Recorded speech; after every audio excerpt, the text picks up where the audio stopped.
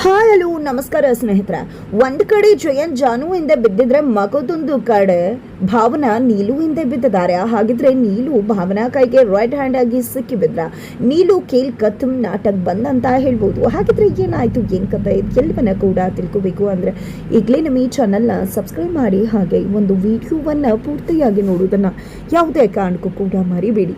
ಭಾವನಾ ಸಿದ್ದು ಆ ಮನೆಯಲ್ಲಿ ತಮಗೆ ರೆಸ್ಪೆಕ್ಟ್ ಇಲ್ಲ ಅಂತ ಗೊತ್ತಿದ್ರು ಕೂಡ ಸಿಂಚನಾಗೋಸ್ಕರ ಆ ಮನೆಯವ್ರಿಗೋಸ್ಕರ ಮನೆಗೆ ಬರ್ತಾರ.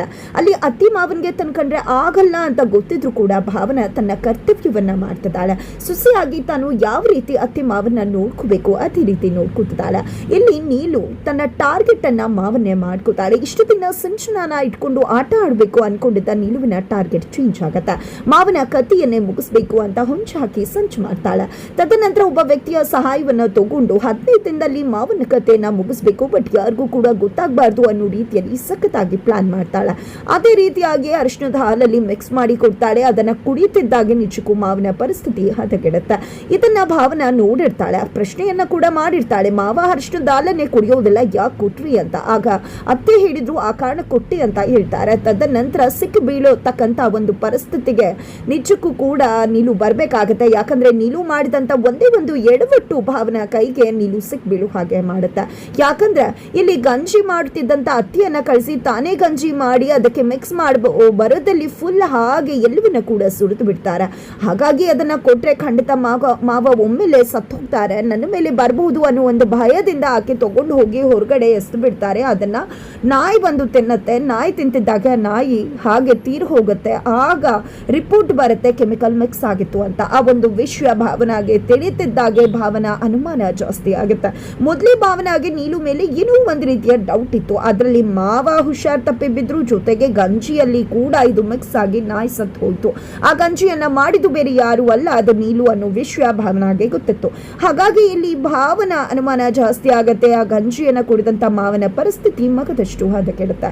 ಇದೆಲ್ಲವನ್ನ ಕೂಡ ಅರಿತಂತ ಭಾವನಾ ನೀಲುವಿನ ಒಂದು ಮುಖವಾಡವನ್ನ ಕಳ್ಚಿ ಬೀಳಿಸಬೇಕು ಅಂತ ಹೇಳಿ ಒಂದು ಪ್ಲಾನ್ ಮಾಡ್ಕೋತಾರೆ.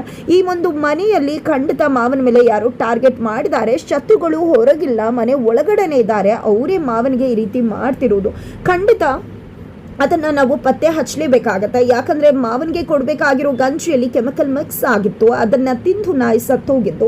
ಹಾಗಾಗಿ ಇದನ್ನು ಯಾರೋ ಈ ಮನೆಯವರೇ ಮಾಡಿರ್ಬೋದು ಅಂತ ಹೇಳಿದೆ. ಆ ಮನೆ ಒಂದು ಕೆಲಸದವರನ್ನು ಕರೆದು ಪ್ರಶ್ನೆ ಮಾಡ್ತಾರೆ. ಇಲ್ಲಿ ಅತ್ತಿ ಮಾವ ಕೆಲಸದವ್ರು ಬರೀ ಬ್ಯಾಟಿಂಗ್ ಮಾಡಿದ್ರು, ಇಲ್ಲಿ ಭಾವನಾ ನಂಬೋಕ್ಕಾಗೋದಿಲ್ಲ ಅಂತ ಹೇಳಿ ನಾನು ಪ್ರಶ್ನೆ ಮಾಡ್ತಾ ಇದ್ದೀನಿ ಅಂತ ಪ್ರಶ್ನೆ ಮಾಡ್ತಿದ್ದಾಳೆ. ನಿಜವಾದ ಪ್ರಶ್ನೆ ಖಂಡಿತವಾಗ್ಲೂ ಕೆಲಸಗಾರರಿಗಲ್ಲ, ಅದಕ್ಕೆ ಬದಲಾಗಿ ನೀಲುಗೆ. ಆದರೆ ನೀಲುಗೆ ಬಿಸಿ ಮುಟ್ಟಿಸ್ಬೇಕು ಅಂತಾನೆ ಭಾವನಾ ಈ ರೀತಿ ಮಾಡಿದ್ದು.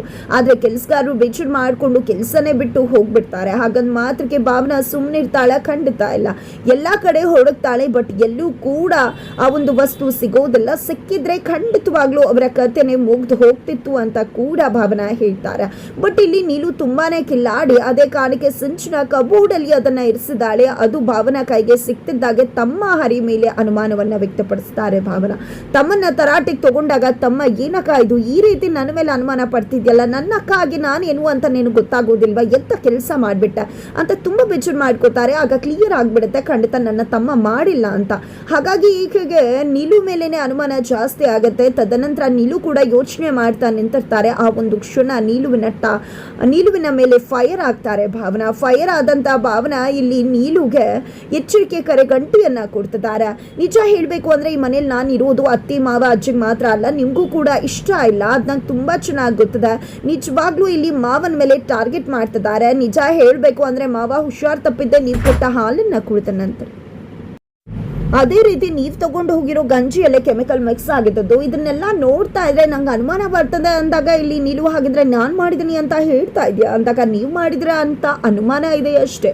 ಅದು ಖಾತ್ರಿ ಆದ್ರೆ ಈ ಭಾವನಾ ಬೇರೊಂದು ಮುಖಾನೇ ನೀವು ನೋಡ್ಬೇಕಾಗತ್ತೆ. ಜಸ್ಟ್ ಇನ್ನು ಖಾತ್ರಿ ಆಗ್ಬೇಕಾಗಿದೆ ಅಂತ ಹೇಳಿ ಭಾವನಾ ಎಚ್ಚರಿಕೆಯನ್ನ ಕೊಡ್ತಾರೆ. ಇದರಿಂದಾಗಿ ನೀಲು ನಿಜಕ್ಕೂ ನಡಗಿ ಹೋಗ್ತಾಳೆ. ಆಲ್ರೆಡಿ ನೀಲು ಮಾವನ್ನ ಬೇರೆ ಕಡೆ ಕರ್ಕೊಂಡು ಹೋಗಿ ಮುಗಿಸ್ಬಿಡ್ಬೇಕು, ಹಾಕಷ್ಟು ಅಂತ ಹೇಳ್ಬೇಕು ಅಂತ ಪ್ಲಾನ್ ಮಾಡ್ಕೊಂಡಿದ್ರು. ಅದಕ್ಕೂ ಕೂಡ ಅಡ್ಗಾಲು ಬಂದದ್ದೇ ಇಲ್ಲಿ ಭಾವನಾ. ಯಾಕಂದ್ರೆ ನೀವು ಹೋದ್ರೆ ಸಿದ್ದು ಒಬ್ರು ನಿಮ್ಮ ಜೊತೆ ಬರ್ತಾರೆ, ಅವರು ಬರ್ದೇ ಇದ್ರೆ ತುಂಬಾನೇ ಅಪಾಯ ಆಗಬಹುದು ಅಂತ ಕೂಡ ಹೇಳಿರ್ತಾರೆ. ಹಾಗಾಗಿ ಇಲ್ಲಿ ಮಾವನ್ನ ನೀಲು ಕರ್ಕೊಂಡು ಹೋಗೋ ಪ್ಲಾನ್ ಅನ್ನ ಡ್ರಾಪ್ ಮಾಡ್ಬೇಕಾಗತ್ತಾ. ಇದರ ನಡುವೆ ವರಮಹಾಲಕ್ಷ್ಮಿ ಹಬ್ಬ ಇದೆ. ಇಲ್ಲಿ ಕಿರಿ ಸೊಸೆ ವರಮಹಾಲಕ್ಷ್ಮಿ ಹಬ್ಬ ಮಾಡೋಣ ಅಂತ ಹೇಳಿದ್ರೆ ಹಿರಿ ಸೊಸೆ ನೀಲು ಬೇಡ ಅಂತ ಹೇಳ್ತಿದ್ದಾರೆ. ಆದ್ರೆ ಅತ್ತೆ ಮಾವ ಇಬ್ರು ಕೂಡ ಭಾವನ ಮಾತನ್ನ ಸಮ್ಮತಿಸ್ತಾರೆ. ಅವರು ಹೇಳುವಾಗೆ ಹಬ್ಬ ಆಗಬೇಕು, ದೇವ್ರು ನಮ್ಗೆ ಇಷ್ಟೆಲ್ಲ ಕೊಟ್ಟಿದ್ದಾನೆ, ಆಕೆ ಪೂಜೆ ಮಾಡಿಲ್ಲ ಅಂದ್ರೆ ಹೇಗೆ ಅಂತ ಹೇಳಿ ಹಬ್ಬವನ್ನ ಮಾಡೋ ತೀರ್ಮಾನವನ್ನ ತಗೋತಾರೆ. ಆದ್ರೆ ಇಲ್ಲಿ ನೀಲು ಮಾತ್ರ ನಿಜಕ್ಕೂ ಕೂಡ ಕೆಂಡವಾಗಿ ಬಿಡ್ತಾರ. ನನಗೆ ಈ ಮನೆಯಲ್ಲಿ ಬೆಲೆನೇ ಇಲ್ಲ, ಹಿರಿ ಸೊಸೆ ಆಗಿರೋ ನಾನು ಬೇಡ ಅಂದ್ರೂ ಕೂಡ ಕಿರಿ ಸೊಸೆ ಆಗಿರೋಳ ಮಾತನ್ನ ಕಟ್ಕೊಂಡು ಈ ಹಬ್ಬವನ್ನ ಮಾಡೋದಕ್ಕೆ ಮುಂದಾಗಿದ್ದಾರೆ ಅಂತ ಫುಲ್ ರೆಬೆಲ್ ಆಗ್ಬಿಡ್ತಾರೆ. ಗಂಡನ ಹತ್ರ ಕೂಡ ಹೇಳ್ಕೊತಾರೆ. ಭಾವನಾ ಅವರು ತುಂಬಾ ಒಳ್ಳೆಯವರು, ಅವ್ರು ಏನ್ ಮಾಡಿದ್ರು ಈ ಮನೆಗೆ ಒಳ್ಳೇದೇ ಮಾಡ್ತಾರೆ, ಸುಮ್ಮನೆ ಹೊಟ್ಟೆ ಕಿಚ್ಚನ್ನ ಪಡಬೇಡ ಅಂತ ಹೇಳ್ಬಿಡ್ತಾರೆ. ಇತ್ತ ಕಡೆ ನೋಡೋದಾದ್ರೆ ಜಯಂತ ಜಾನು ಹಿಂದೆ ಬಿದ್ದಿದ್ದಾರೆ. ಜಾನು ಯಾವುದೇ ರೀತಿಯಲ್ಲೂ ಕೆಲಸಕ್ಕೆ ಹೋಗಬಾರ್ದು ಅಂತ ಹೇಳಿ ಸಂತುಗೆ ದುಡ್ಡು ಕೊಟ್ಟು ಕಾಯಿಸ್ತಿದ್ದಾರೆ. ಈ ಕಡೆ ಜಾನು ಎಲ್ಲೇ ಹೋದ್ರೂ ಕೂಡ ಕೆಲಸ ಸಿಗದೇ ಇರೋ ಹಾಗೆ ಮಾಡ್ತಿದ್ದಾಳೆ. ಆದ್ರೆ ಜಾನು ತನ್ನ ಪ್ರಯತ್ನವನ್ನ ಬಿಡ್ತಿಲ್ಲ. ಇಲ್ಲಿ ಜಾನು ಹಿಂದೆ ಬಿದ್ದು ತನ್ನನ್ನ ಕ್ಷಮಿಸಿ ಮಗದೊಮ್ಮೆ ಹೊಸ ಬದುಕನ್ನ ಶುರು ಮಾಡೋಣ ಅಂತ ತಾಳಿ ಇಟ್ಕೊಂಡು ಓಡಾಡ್ತಿದ್ದಾರೆ ಬೀದಿಯಲ್ಲಿ ಜಯಂತ್. ಆದ್ರೆ ಜಯಂತ್ ಯಾವುದೇ ಮಾತಕ್ಕೂ ಕೂಡ ಜಾನು ಕಿವಿ ಕೊಡ್ತಿಲ್ಲ. ಜಾನು ಅದ್ರ ಬಗ್ಗೆ ಯೋಚನೆ ಕೂಡ ಮಾಡ್ತಿಲ್ಲ. ಜಸ್ಟ್ ಹಾಕಿಯ ಹೆಜ್ಜೆ ಇರೋದು ತಾನು ಕೆಲಸ ತಗೋಬೇಕು, ಜೊತೆಗೆ ತನ್ನ ಬದುಕನ್ನ ನಡೆಸಬೇಕು ಅಂತ ಹೇಳಿ ಜಯಂತ್ ಏನೇ ಮಾಡಿದ್ರು ಕೂಡ ಪ್ರಯೋಜನ ಆಗ್ತಾನೆ ಇಲ್ಲ. ಇದರ ನಡುವೆ ವರಮಹಾಲಕ್ಷ್ಮಿ ಹಬ್ಬಕ್ಕೆ ಭಾವನಾ ಇಡೀ ತನ್ನ ಕುಟುಂಬವನ್ನ ಕರೀತಾರೆ. ಅವ್ರಿಗೆಲ್ಲ ಅಚ್ಚರಿ ಆಗತ್ತೆ, ಏನಪ್ಪಾ ಇದು ಅವ್ರ ಮನೆಯಲ್ಲಿ ಭಾವನಾ ಕಂಡ್ರೆ ಆಗಲ್ಲ, ನಮ್ಮನ್ನ ಪೂಜೆ ಕರೀತಿದಾರಲ್ಲ ಅಂತ ಅತ್ತೆ ಮಾವನೇ ಹೇಳಿದ್ದು ಅಂದಾಗ ಮನೆಯವರಿಗೆ ಖುಷಿ ಆಗತ್ತೆ. ಯಾಕಂದ್ರೆ ಇತ್ತೀಚೆಗೆ ಭಾವನಾ ಅತ್ತೆಯ ಅರ್ಥ ಮಾಡಿಕೊಂಡು ಅವರ ಮನಸ್ಸನ್ನ ಗೆಲ್ಲೋ ಪ್ರಯತ್ನವನ್ನ ಕೂಡ ಮಾಡ್ತಿದ್ದಾರೆ. ತದನಂತರ ಮನೆಯವರು ಎಲ್ಲರೂ ಕೂಡ ಬರ್ತಾರೆ, ಅವರನ್ನ ತುಂಬಾ ಪ್ರೀತಿಯಿಂದಾನೇ ಸ್ವಾಗತಿಸ್ತಾರೆ. ಅತ್ತೆ ಮಾವ ಪೂಜೆ ಅಂತೂ ಅಚ್ಚುಕಟ್ಟಾಗಿ ನಡೆಯುತ್ತೆ. ಆದ್ರೆ ಈ ಪೂಜೆ ಹಾಳಾಗಬೇಕು ಅನ್ನೋ ಉದ್ದೇಶ ನೀಲುಗಿದೆ. ಹಾಗಾಗಿ ಇಲ್ಲಿ ನೀಲು ಸಿಂಚನಾನ ಇಟ್ಕೊಂಡು ಆಟ ಆಡ್ತಾರೆ. ಯಾವುದೋ ಮಗು ಜೊತೆ ನೀರು ಕಬೋರ್ಡಲ್ಲಿ ಹೊತ್ಕೊಂಡ್ಬಿಡು ಅಂತೆಲ್ಲ ಹೇಳ್ಕೊಟ್ಬಿಡ್ತಾರೆ. ಮಗು ಅಂದ್ರೆ ಭ್ರಮೆಯಲ್ಲಿ ಇರ್ತಕ್ಕಂಥ ಸಿಂಚನ ಅವ್ರ ಮಾತನ್ನ ಕಟ್ಕೊಂಡು ಅದೇ ರೀತಿ ಮಾಡ್ತಾರೆ. ಬಟ್ ಇಲ್ಲಿ ಭಾವನಾ ಮನೆಯವರು ತುಂಬಾ ಹುಷಾರಾಗಿ ಅದೆಲ್ಲವನ್ನ ಕೂಡ ಹ್ಯಾಂಡಲ್ ಮಾಡ್ತಾರೆ. ಅದರಿಂದಾಗಿ ಭಾವನಾ ಮನೆಯ ಮೇಲೆ ಇರ್ತಕ್ಕಂಥ ಗೌರವ ಮಗದಷ್ಟು ಇಲ್ಲಿ ಅತ್ತೆ ಮಾವಂಗೆ ಜಾಸ್ತಿ ಆಗುತ್ತೆ. ಅವರು ಆಡ್ಕೊಳ್ಳೋದ್ರ ಬದಲಾಗಿ ಅವರ ಪರಿಸ್ಥಿತಿಯನ್ನ ನೋಡಿದೆ ಅರ್ಥ ಮಾಡಿಕೊಂಡು ನಿಜಕ್ಕೂ ಆಕೆಯ ಒಂದು ಮನಸ್ಥಿತಿಯನ್ನ ಸರಿಪಡಿಸೋದಕ್ಕೆ ಭಾವನಾ ಫ್ಯಾಮಿಲಿ ನೋಡುತ್ತಾ. ತದನಂತರ ಇಲ್ಲಿ ಹಬ್ಬ ಹರಿದಿನ ಎಲ್ಲವೂ ಕೂಡ ಮುಗಿಯುತ್ತೆ. ನೀಲು ಪ್ಲಾನ್ ಫ್ಲಾಪ್ ಆಗುತ್ತೆ. ಆ ನಂತರ ಇಲ್ಲಿ ನೀಲು ಮನೆಯಲ್ಲೆಲ್ಲೂ ಕಾಣಿಸ್ತಿಲ್ಲ. ನೀಲು ಅವರು ಎಲ್ಲಿ ಹೋಗಿರ್ಬೋದು, ಏನ್ ಪ್ಲಾನ್ ಮಾಡ್ತಿರ್ಬೋದು, ನಿಜಕ್ಕೂ ಇವರನ್ನ ಫಾಲೋ ಮಾಡಿದ್ರೆ ಏನಾಗ್ತಿದೆ ಅನ್ನೋದು ಗೊತ್ತಾಗತ್ತೆ ಅಂತ ಹೇಳಿ ಭಾವನಾ ಅನ್ಕೊಂಡಿದ್ದೆ. ಭಾವನನ್ನ ಹೋಗಿ ಕೇಳ್ತಾರೆ, ನೀಲು ಅವರು ಎಲ್ಲಿದ್ದಾರೆ, ಇಲ್ಲೂ ಕಾಣಿಸ್ತಿಲ್ಲ ಅಂತ. ಏನಮ್ಮ ಅವಳ ಹಿಂದೆ ಹೋಗ್ಬೇಕು ಅನ್ಕೊಂಡಿದ್ಯಾ? ಅಯ್ಯೋ ಅವಳು ಸಾವಾಸಕ್ಕೆ ಹೋಗ್ಬೇಡ, ಅವಳು ಸಾವಾಸನೇ ಬೇಡ ನಿನ್ಗೆ, ಅವಳು ಸಾವಾಸಕ್ಕೆ ಹೋದ್ರೆ ತಲೆ ಎಲ್ಲ ಕೆಡಿಸ್ಬಿಡ್ತಾಳೆ ಅವಳು ಅಂತ ಹೇಳಿ ಭಾವ ಕೂಡ ಹೇಳ್ಬಿಟ್ಟು ಹೊರಟು ಬಿಡ್ತಾರ. ಆದ್ರೆ ಇಲ್ಲಿ ನೀಲುವನ್ನ ಫಾಲೋ ಮಾಡಬೇಕು ಅಂತ ಹೇಳಿ ಭಾವನಾ ಅನ್ಕೋತಿದ್ದಾಗೆ ಸಿದ್ದು ಅವರು ಯಾಕೆ ಅದಕ್ಕೆನ ಫಾಲೋ ಮಾಡಬೇಕು ಅಂತ ಹೇಳಿ ಪ್ರಶ್ನೆ ಮಾಡ್ತಿದ್ದಾರೆ. ಹಾಗಿದ್ರೆ ಭಾವನಾ ಸಿದ್ದು ಮುಂದೆ ತನಗೆ ಇರ್ತಕ್ಕಂಥ ಅನುಮಾನವನ್ನ ರಿವೀಲ್ ಮಾಡ್ತಾಳ. ಏನಾಗತ್ತೆ ಕೊನೆಗೂ ಇಲ್ಲಿ ನೀಲುನ ಫಾಲೋ ಮಾಡಿ ಸತ್ಯ ದರ್ಶನವನ್ನ ಮಾಡೇ ಬಿಡ್ತಾಳ. ಜೊತೆಗೆ ಎಲ್ಲರೂ ಮುಂದೆ ನೀಲುವಿನ ಬಂಡವಾಳವನ್ನ ಬಟಾಬೈಲ್ ಮಾಡ್ತಾಳ ಭಾವನಾ ಅನ್ನೋದನ್ನ ತಿಳ್ಕೋಬೇಕು ಅಂದ್ರೆ ಮುಂದಿನ ವಿಡಿಯೋಗೆ ವೇಟ್ ಮಾಡೋದನ್ನ ಯಾವುದೇ ಕಾರಣಕ್ಕೂ ಕೂಡ